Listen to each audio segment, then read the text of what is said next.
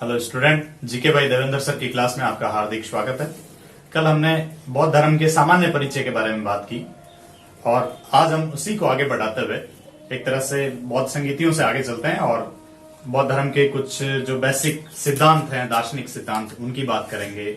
और इसके अलावा दो संप्रदाय जो हैं, जो हमने चौथी बौद्ध संगीति में देखे कि चौथी बौद्ध संगीति में बौद्ध धर्म स्पष्टतः दो संप्रदाय में विभक्त हो गया, उनके अंतर को देखते हैं। सबसे पहले चलते हैं अपन संप्रदायों पे, जहां पे हमें सेकंड ग्रेड वगैरह में और एसएससी सीजीएल वगैरह, इसके अलावा पीसीएस में क्वेश्चन बार बार मिले हैं। इन संप्रदायों के बारे में बात कर लेते हैं।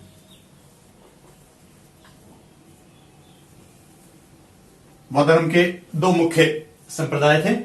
ये शुरुआती एक तरह से चतुर्थ बौद्ध संगीति के समय की बात है और बाद में तो बहुत सारे जो संप्रदाय हैं वो अस्तित्व में आते हैं 7वीं 8वीं शताब्दी में। तो चौथी बौद्ध संगीति में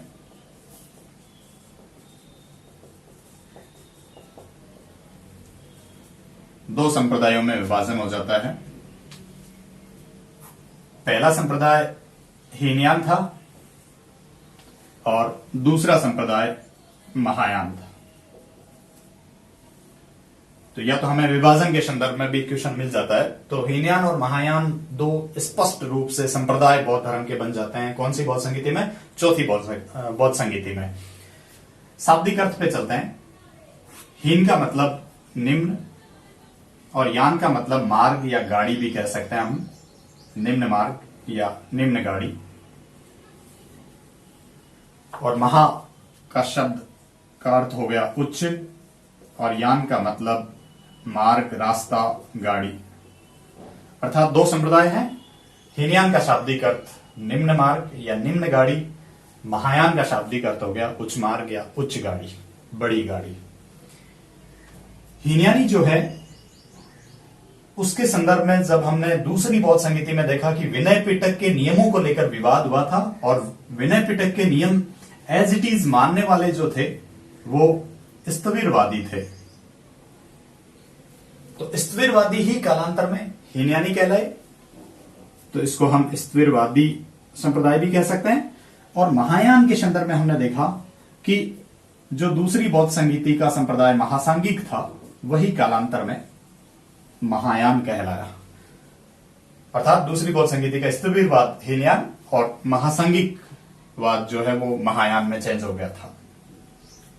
हीनयान पे थोड़ा सा और आगे बढ़ते हैं। हीनयान की जो विचारधारा है या जो विचार हैं वो एक तरह से रूढ़िवादी हैं। विनय पिटक के नियमों में कोई बदलाव नहीं चाहते थे, इनको रूढ़िवादी कहा जा रहा है। जबकि महायानी जो है वो बदलाव चाहते थे, अर्थात इन्हें हम उदारवादी कह सकते हैं।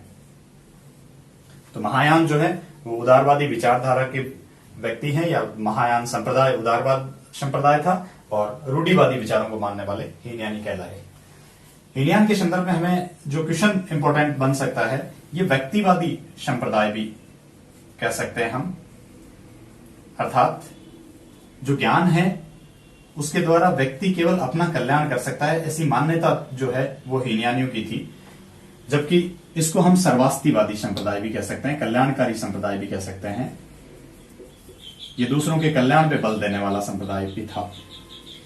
हीनयानियों की मान्यता थी कि बुद्ध को ज्ञान की प्राप्ति हुई है तो केवल अपना ही कल्याण करेंगे, अर्थात उनकी नौकरी लगी है तो केवल अपना ही भला करेंगे, पेमेंट जेब में डालेंगे। तो हीनयानियों के अनुसार बुद्ध का पद जो है वो अरहत, और अरहत का शाब्दिक अर्थ हमने लिखा कि योग्य पुरुष, इसलिए इसको व्यक्तिवादी संप्रदाय भी कहा जा रहा है।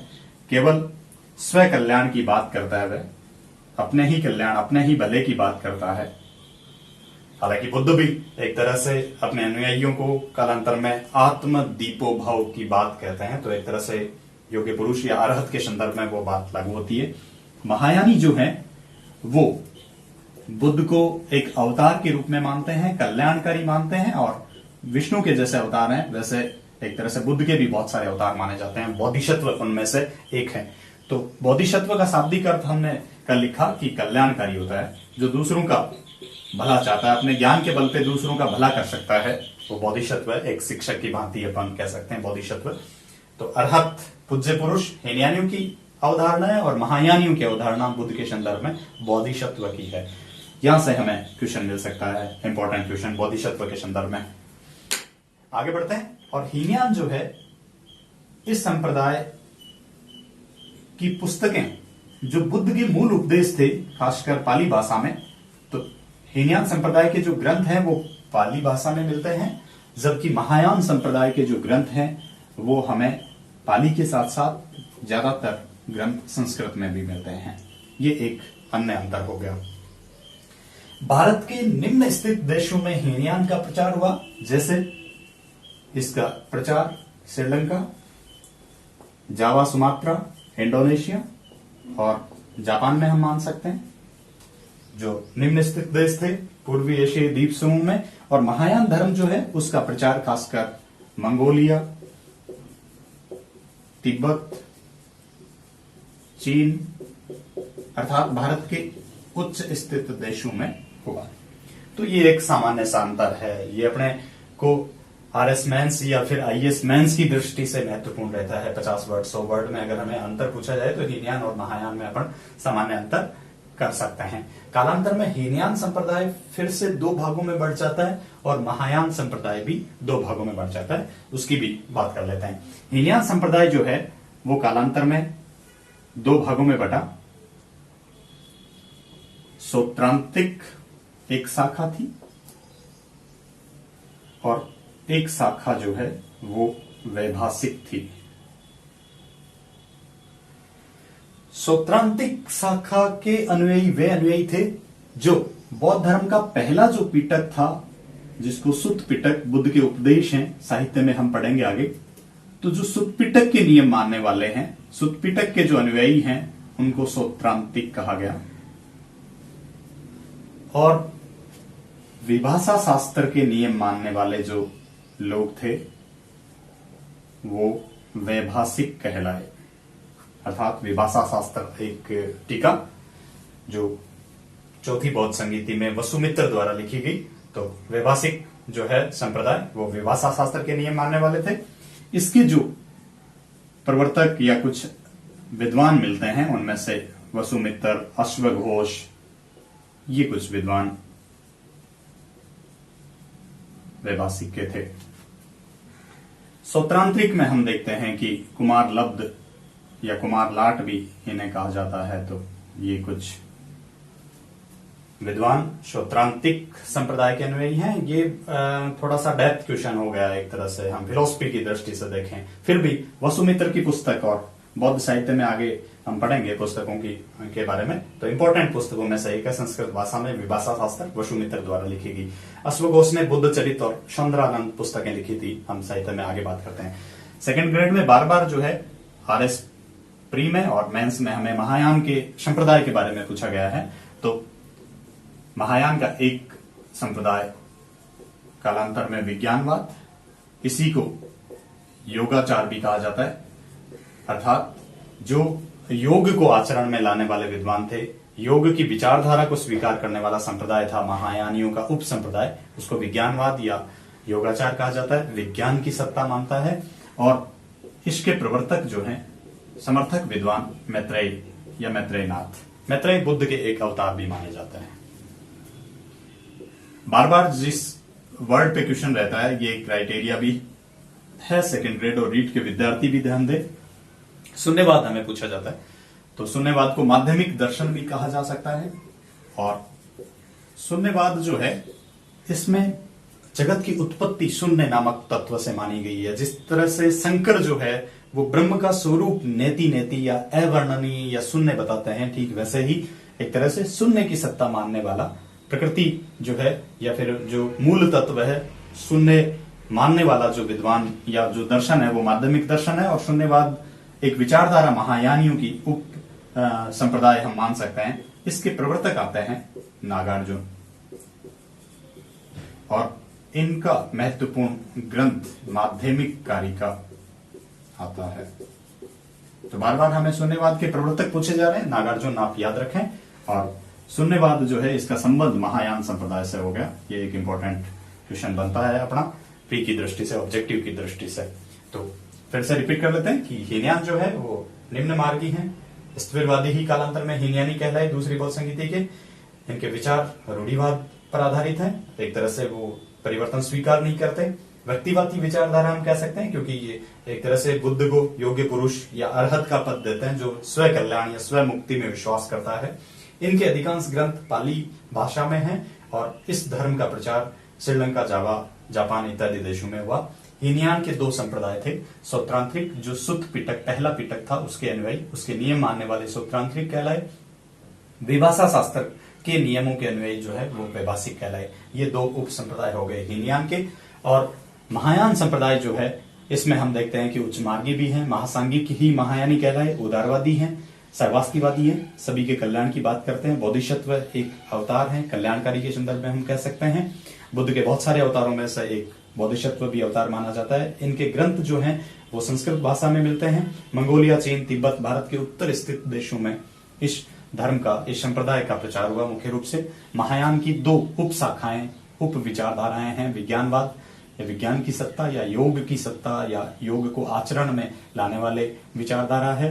इसके प्रवर्तक मैत्रेयनाथ माने जाते हैं। दूसरी महत्वपूर्ण शून्यवादी या माध्यमिक दर्शन इसको कह दिया जाता है, इसके प्रवर्तक नागार्जुन माने जाते हैं। और महत्वपूर्ण ग्रंथ माध्यमिक कारिका है। इन दो संप्रदायों के अलावा हम देखते हैं कि 7वीं और 8वीं शताब्दी में बौद्ध दर्शन में एक अन्य विचारधारा का भी अस्तित्व आता है और इस पे भी हमें एक तरह से ऑब्जेक्टिव क्वेश्चन मिल सकता है।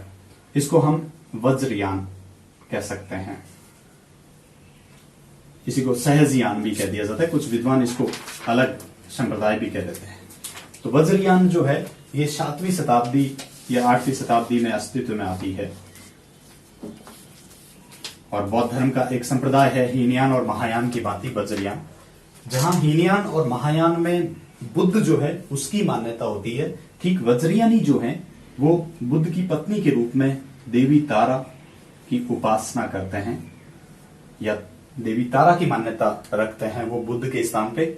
और जैसा कि बुद्ध ने महिलाओं को पहले संघ में प्रवेश देने से मना कर दिया था, बाद में आनंद के कहने पे महिलाओं को संघ में प्रवेश दिया, उसके बावजूद उन्होंने कह दिया था कि वैसे तो संघ 1000 वर्षों तक चलता, लेकिन महिलाओं के आने से 500 वर्षों तक चलेगा, ऐसी उनकी मान्यता थी। और उनका मानना था कि भ्रष्टाचार बहुत ज्यादा बढ़ जाएगा संघ में, और ऐसा ही हुआ। कालांतर में बहुत सारे जो बौद्ध संघ के भिक्षु लोग जो हैं उनमें भ्रष्टाचार ज्यादा बढ़ गया और एक तरह से नैतिकता का पतन हो गया था। तो यही बात वज्रयान में लागू होती है कि दैवी तारा की उपासना, और इस समय तंत्र मंत्र का बहुत ज्यादा बोलबाला हो गया। संघ में भ्रष्टाचार जो है वो बहुत बढ़ा, इसके साथ साथ भिक्षुओं का नैतिक पतन भी हुआ। तो कालांतर में एक पतन का कारण भी ये था कि बौद्ध संघ में जो है भ्रष्टाचार और नैतिकता का पतन होने के कारण बौद्ध धर्म जो है उसका भी पतन हुआ और हिंदू धर्म के कर्मकांड उसमें वापस शामिल हो गए, जिन कर्मकांडों का विरोध करके बौद्ध धर्म अस्तित्व में आया था। तो इसके संदर्भ में हमें ऑब्जेक्टिव क्वेश्चन मिल सकता है। तंत्र मंत्र का बोलबाला और खासकर पूर्वी जो भारत है वहां पे इसका प्रचार था मुख्य रूप से। हम देखते हैं कि बौद्ध धर्म के ज्ञान के मुख्य केंद्र थे, खासकर नालंदा की जब हम गुप्त काल में बात करें तो नालंदा विश्वविद्यालय जो है वो महायान धर्म के अध्ययन का मुख्य केंद्र हुआ करता था। ठीक वैसे ही पाल शासकों द्वारा बनाया गया विक्रमशिला विश्वविद्यालय जो है वो मुख्य रूप से वज्रयान शाखा जो है या वज्रयानियों के अध्ययन का मुख्य केंद्र था, जिसकी हम कालांतर में शिक्षा केंद्रों के रूप में बात करेंगे तब और ज्यादा डिटेल से। तो ये मुख्य रूप से संप्रदाय हुए और यहां से हमें कुछ ऑब्जेक्टिव क्वेश्चन मिल सकते हैं। आगे बढ़ते हैं और बौद्ध धर्म में आगे साहित्य की बात कर लेते हैं कि मुख्य रूप से बौद्ध धर्म का मूल साहित्य तो पिटक, जिनको हम त्रिपिटक भी कह सकते हैं, उन पे आधारित था। लेकिन बौद्ध धर्म में आगे बढ़ने से पहले हम कुछ एक जो दार्शनिक बातें हैं उनकी भी बात कर लेते हैं। तो देखें, बौद्ध धर्म में सबसे पहले 4 आर्य सत्य, इसको पाली भाषा में चत्वारी आर्य सत्यानि भी कहा जाता है। आर्य शब्द का मतलब जब हमने वैदिक सभ्यता पढ़ा तब देखा कि आर्य शब्द का मतलब श्रेष्ठ जन या श्रेष्ठ आचरण करने वाले लोग होते हैं। तो 4 आर्य सत्य जो हैं उनमें पहला आर्य सत्य जो है बुद्ध ने ये कहा दुख है। अर्थात बुद्ध जब महल से बाहर निकलते हैं तो 4 दृश्य उनको संन्यास के लिए प्रेरित करते हैं। तो रोगी, वृद्ध शरीर, शिव यात्रा। तो उन्होंने ये देखा कि संसार जो है वो दुखमय है, दुखों की मात्रा जो है वो ज्यादा है, और एक तरह से दुखों की मात्रा ज्यादा होने के कारण दुख की प्रवृत्ति ज्यादा होने के कारण जो है ज्यादातर घटनाएं दुख पर आधारित थी। तो पहला जो आर्य सत्य था, प्रथम आर्य सत्य ऑब्लिक, इसको ये भी कह सकते हैं, तो ये दुख माना गया है। एक तरह से प्रिय मिलन भी, वियोग भी दुख है। इसके अलावा सुख की मात्रा उन्होंने कम बताई है और दुखों की मात्रा ज्यादा बताई है। तो पहला दुख है, एक हम कार्य कह सकते हैं। और बौद्ध दर्शन दूसरा आर्य सत्य जो है इसके तौर पे बताता है दुख समुदाय है या दुख समुदाय। अर्थात पहले आर्य सत्य में दुख को उन्होंने एक कार्य बताया और इसी कार्य का मूल कारण भी होता है, प्रत्येक घटना के पीछे कारण होता है। तो दुख समुदाय जो है इसको हम दूसरे शब्दों में दूसरा आर्य सत्य भी कह सकते हैं। इसी को हम अन्य शब्दों में कार्य कारणतावाद भी कहते हैं। इसी को हम प्रतीत्य समुत्पाद भी कहते हैं, जो बौद्ध दर्शन का महत्वपूर्ण दार्शनिक सिद्धांत है, जहां पे हमें सेकंड ग्रेड में खासकर मुख्य रूप से क्वेश्चन मिलते रहते हैं एसएसटी में। तो प्रतीत्य समुत्पाद, कार्य कारणवाद, द्वितीय आर्य सत्य, दुख समुदाय एक ही बात है। दुख जो है वो एक कार्य है, तो प्रत्येक कार्य के पीछे कारण होता है, कारण का होना आवश्यक है। कारण के होने से ही कार्य की उत्पत्ति होती है, तो उसको प्रतीत्य समुत्पाद भी कहा जा सकता है। प्रतीत्य समुत्पाद का शाब्दिक अर्थ होता है ऐसा होने पर वैसा होना, अर्थात कारण के होने पर कार्य की उत्पत्ति होना। तो दूसरा आर्य सत्य दुख समुदाय भी है, कार्य कारणवाद भी है, प्रतीत्य समुत्पाद भी है। और प्रतीत्य समुत्पाद बौद्ध दर्शन का महत्वपूर्ण दार्शनिक सिद्धांत माना जाता है, जिस पर बौद्ध दर्शन जो है वो टिका हुआ है। इस प्रतीत्य समुत्पाद को थोड़ा सा हम और ज्यादा क्लियर कर लेते हैं कि ये बौद्ध दर्शन का महत्वपूर्ण सिद्धांत भी है, कार्य कारणवाद का सिद्धांत भी है, और इसी प्रतीत्य समुत्पाद को द्वादश निदान भी कहा जाता है। अर्थात इसमें दुखों की 12 कड़ियां होने के कारण इसको द्वादश निदान कहा जाता है, और प्रत्येक कड़ी एक दूसरे पर निर्भर है। इन कड़ियों के तौर पे हम देखते हैं कि प्रत्येक कड़ी, जहां पहली कड़ी एक कारण है तो दूसरी कड़ी उसका कार्य भी है। तो इस संदर्भ में हम 12 कड़ियों की बात करें तो देखो, अविद्या, बौद्ध दर्शन के अनुसार दुख का मूल कारण भी तृष्णा या अविद्या है। संस्कार, विज्ञान, नाम रूप,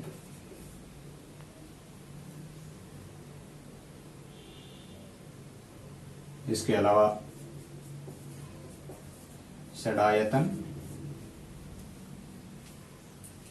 इसके अलावा विद्या, संस्कार, विज्ञान, नाम रूप, षडायतन,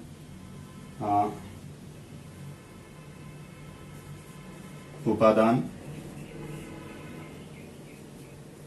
भाव, जाति, जरा, मरण, इस तरह से। इसके अलावा हम षडायतन के बाद वेदना को भी ले सकते हैं, तृष्णा को भी ले सकते हैं। तो कुल 12 कड़ियां होने के कारण इसे द्वादश निदान, प्रत्येक कड़ी जो है वो दूसरे का एक तरह से कारण है और दूसरी कड़ी एक तरह से कार्य भी है। तो कुल 12 कड़ियां होने के कारण द्वादश निदान भी, प्रत्येक कड़ी कार्य और कारण स्वरूप में होने के कारण इसे कार्य कारणवाद या प्रतीत्य समुत्पाद भी हम कह सकते हैं। तो पहला आर्य सत्य दुख है, इसको पहला आर्य सत्य, इसको हम कार्य के रूप में भी ले सकते हैं।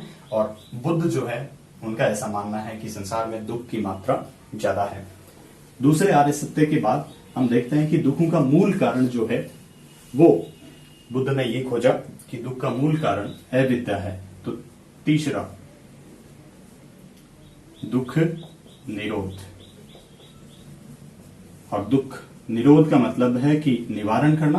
तो दुख निरोध जो है वो बुद्ध ने या बौद्ध धर्म ने अविद्या का नाश करके कहा, और विद्या की प्राप्ति, ज्ञान या निर्वाण की प्राप्ति हम कह सकते हैं। बौद्ध दर्शन में मोक्ष जो है वो दो प्रकार का है, सदैव मोक्ष और विदेह मोक्ष। सदैव मोक्ष हम निर्वाण को कह सकते हैं, और विदेह मोक्ष जो है महापरिनिर्वाण को, जब बुद्ध की मृत्यु होती है उसको कहा जा सकता है। निर्वाण का शाब्दिक अर्थ जो है वो हमने देखा कि बुझना है, अर्थात दुखों का अंत निर्वाण का शाब्दिक अर्थ है। तो तीसरा आर्य सत्य दुख निरोध अर्थात अविद्या का नाश या निर्वाण की प्राप्ति या मोक्ष की प्राप्ति को हम कह सकते हैं। अविद्या मूल कारण था द्वादश निदान में। चौथा आर्य सत्य जो है इसको बौद्ध दर्शन में दुख निवारण मार्ग बताया गया, अर्थात अविद्या का नाश जो है किस मार्ग के अनुसरण से कहा जा सकता है या प्राप्त किया जा सकता है निर्वाण। तो दुख निवारण मार्ग जो है इसी को भिक्षुओं का कल्याण मित्र भी कहा जाता है, और इसी को दूसरे शब्दों में 8 स्टेप होने के कारण अष्टांगिक मार्ग भी कहा जाता है। एसएसटी सेकंड ग्रेड का क्वेश्चन हो गया, और एक तरह से हमें विभिन्न क्रम भी पूछे गए हैं, बार बार ये क्राइटेरिया रहा है अष्टांगिक मार्ग का। तो अष्टांगिक मार्ग जो है वो दुख निवारण का मार्ग भी है। चौथा आर्य सत्य भी इसको कह सकते हैं, जिसको भिक्षुओं का कल्याण मित्र भी कहा जा सकता है। आगे बढ़ते हैं। हमें ज्यादा बार क्वेश्चन सेकंड ग्रेड में अष्टांगिक मार्ग के संदर्भ में पूछा गया है। तो अष्टांगिक मार्ग जो है वो नैतिकता के 8 स्टेप हैं, और ये 8 स्टेप विभिन्न नामों के रूप में। समय का मतलब सही, उचित, तो सम्यक दृष्टि, सम्यक संकल्प, सम्यक वाणी, नंबर 4 सम्यक कर्मांत, नंबर 5 सम्यक आजीविका, नंबर 6 सम्यक व्यायाम, नंबर 7 सम्यक स्मृति, और सम्यक समाधि। समय का मतलब उचित, सकारात्मक। तो व्यक्ति जो है, जो भिक्षु है, बौद्ध दर्शन का अनुपालन करता है, समय सकारात्मक सोच होनी चाहिए, दृष्टि होनी चाहिए, उसका संकल्प दृढ़ निश्चय जो है वो एक तरह से सकारात्मक हो, सत्य बोले, प्रिय बोले, मीठा बोले, वाणी के संदर्भ में कहा गया है, अच्छे कर्म करें, जो कमाई है, आजीविका है, वो अच्छे साधनों पर, उचित साधनों पर आधारित हो। व्यायाम का मतलब है निरंतर एक तरह से निर्वाण प्राप्ति के लिए प्रयासरत रखना। स्मृति, मृत्यु को याद रखना। 4 आर्य सत्यों का अनुपालन करना। और समाधि मतलब एक तरह से शून्य की अवस्था हम कह सकते हैं, एक तरह से निर्वाण की अवस्था भी उसको कहा जा सकता है, जब एक तरह से किसी भी बीज का मस्तिष्क में विद्यमान नहीं रहना जो है उसको समाधि। तो यही जो है बौद्ध दर्शन में हम अष्टांगिक मार्ग के बारे में बात करते हैं, तो एक तरह से हमें क्रमबद्ध रूप से भी सेकंड ग्रेड में पूछा हुआ है, सम्यक दृष्टि, संकल्प, वाणी, कर्मांत, आजीविका, व्यायाम, स्मृति और समाधि के रूप में। हमें बौद्ध दर्शन में 2 प्रकार के त्रिरत्न मिलते हैं, तो इन्हें मुख्य रूप से पहले त्रिरत्न के तौर पे प्रज्ञा भी कहा जा सकता है। बीच के जो 4 हैं उनको बौद्ध दर्शन में एक त्रिरत्न सील के रूप में भी, और अंतिम जो 2 हैं उनको समाधि। तो इसका मतलब है कि 3 स्कंद जो हैं इनको बौद्ध दर्शन में एक तरह से हम त्रिरत्न कह सकते हैं। यूं तो बौद्ध दर्शन के त्रिरत्न जो हैं वो पूछे जाते हैं, तो खासकर बुद्धम शरणम गच्छामि, धम्मम शरणम गच्छामि और संगम शरणम गच्छामि ही करेंगे हम। ऑथेंटिक बात यह है कि बौद्ध धर्म के त्रिरत्न या तो बुद्ध की शरण में जाएं, या धर्म की शरण में जाएं, या संघ की शरण में। लेकिन कुछ विद्वानों ने अष्टांगिक मार्ग का भी एक तरह से त्रिरत्न के रूप में विभाजन किया है। पहले 2 मार्ग प्रज्ञा, दूसरे बीच के 4 सील और अंतिम जो है वो समाधि के रूप में। तो ये जो है वो हमने 4 आर्य सत्यों के बारे में और प्रतीत समुत्पाद और अष्टांगिक मार्ग के बारे में बात की। त्रिरत्न जो है वो जैन धर्म में भी त्रिरत्न आते हैं और बौद्ध दर्शन में भी त्रिरत्न। खासकर जब मौर्य काल की बात करेंगे तो हम देखते हैं कि जो भाब्रू शिलालेख है उसमें बौद्ध दर्शन के त्रिरत्नों का उल्लेख है और इसमें अशोक द्वारा विश्वास व्यक्त करने की बात की गई है। आगे बढ़ते हैं और बौद्ध दर्शन जो है उसके संदर्भ में हम बात करें तो बौद्ध दर्शन आत्मा में विश्वास नहीं करता, नित्य आत्मा में विश्वास नहीं करता है। ये अनात्मवादी दर्शन है। जैसा कि हिंदू दर्शन आत्मा में विश्वास करता है, उसके अनुसार आत्मा अजर और अमर है, वहीं बौद्ध दर्शन के अनुसार नित्य आत्मा का अस्तित्व नहीं है, इसलिए इसको अनात्मवादी दर्शन भी कहा जाता है। तो बौद्ध दर्शन जो है आत्मा में विश्वास नहीं करता, नित्य आत्मा में नहीं करता। एक तरह से महायानी जैसे आत्मा या कर्म फल या पुनर्जन्म की बात करते हैं तो वहां हम आत्मा का अर्थ जो है वो 5 स्कंदों के रूप में लेते हैं। तो आत्मा जो है वो 5 स्कंदों का समुच्चय माना जाता है, जैसे रूप, वेदना, संज्ञा, संस्कार और विज्ञान या नाम रूप भी कह दिया जाता है। तो ये 5 स्कंद जो है वो एक तरह से आत्मा का स्वरूप जो है बौद्ध दर्शन में माना जाता है। एक कहावत आती है कि पाली भाषा का ग्रंथ है मिलिंद पन्हो, और मिलिंद पन्हो में बौद्ध भिक्षु नागसेन और यूनानी शासक मेनेंडर जिसने बौद्ध धर्म अपना लिया था उसके बीच वार्तालाप है और उसमें हमें बौद्ध दर्शन की आत्मा के बारे में ही विवरण मिलता है। बौद्ध दर्शन में ऐसा कहा जाता है कि 5 स्कंदों का समुच्चय है। तो जो नागसेन है भिक्षु वो मेनेंडर को समझाते हैं। एक तरह से मेनेंडर को बहुत ज्यादा अहम हो जाता है कि मुझे बौद्ध दर्शन का बहुत ज्यादा ज्ञान हो गया है। तो एक बार वो भिक्षु की कुटिया में आते हैं और वो कहते हैं कि आप कहते हैं कि 5 स्कंद जो है वो ही आत्मा है, तो मुझे ये बताएं। तो पहली बार नागसेन ने एक तरह से उनको अच्छे से बिठाया नहीं, बताया नहीं। दूसरी बार पुनः आए तो उनको ये बताया कि आप किस में आए हैं, घोड़े पे बैठ के आए हैं। तो मेनेंडर ने कहा कि नहीं, मैं रथ में आया हूं। तो दूसरी बार जानबूझ के नागसेन ने ये कहा कि क्या आप पहिए पे बैठ के आए हैं? तो मेनेंडर ने फिर कहा कि नहीं, मैं रथ में बैठ के आया हूं। फिर तीसरी बार नागसेन ने कहा क्या आप दूरी पे बैठ के आए? तो फिर मेनेंडर ने कहा नहीं, मैं रथ में आया हूं। तो नागसेन ने उन्हें ये बताया कि जो अलग अलग चीजें हैं, घोड़े, पहिए, धूरी, ये सारी की सारी मिलकर एक तरह से समुच्चय जो है वो रथ का निर्माण करते हैं। ठीक वैसे ही रूप, वेदना, संज्ञा, संस्कार जो विज्ञान है, ये सारा का सारा समुच्चय है आत्मा के रूप में। तो 5 स्कंदों का समुच्चय आत्मा है और इसका विस्तार से विवरण हमें इस ग्रंथ में मिलता है। साहित्य में भी हम बात करेंगे मिलिंद पन्हो। इसका शाब्दिक अर्थ होता है मिलिंद से प्रश्न।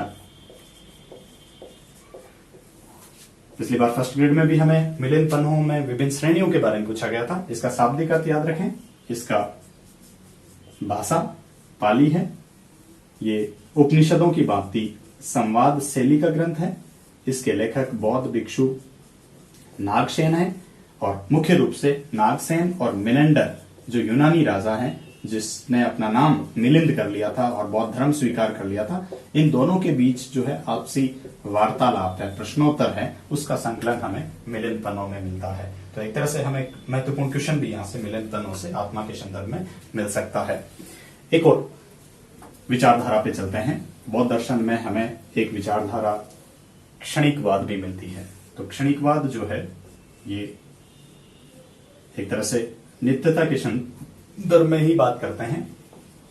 वह विचारधारा जो किसी पदार्थ या वस्तु की नित्य या शाश्वत सत्ता में विश्वास नहीं करता।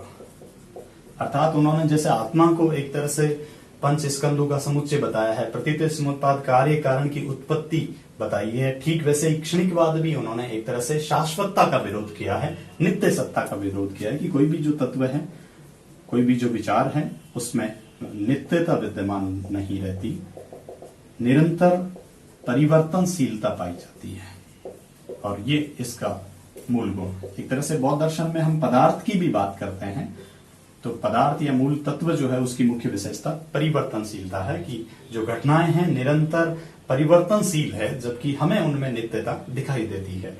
ठीक इसका उदाहरण जो है बौद्ध दर्शन दीपक का उदाहरण देते हैं कि दीपक की जो लो है उसमें बाहर से देखने पर हमें निरंतरता दिखाई देती है, लेकिन एक लो जो है, एक बूंद जली और उसका स्थान तुरंत दूसरी बूंद ने लिया, तीसरी बूंद ने लिया, तो उसमें निरंतरता के साथ साथ क्या पाया जाता है, परिवर्तनशीलता भी पाया जाता है। उसी को हम दूसरे संदर्भ में बौद्ध दर्शन एक बीज का उदाहरण देता है कि जो बीज है वो हमें देखने पर बीज दिखता है, बाहर से देखने पर उसका एक आकार, लेकिन उसके भीतर ही भीतर आंतरिक परिवर्तन होता रहता है।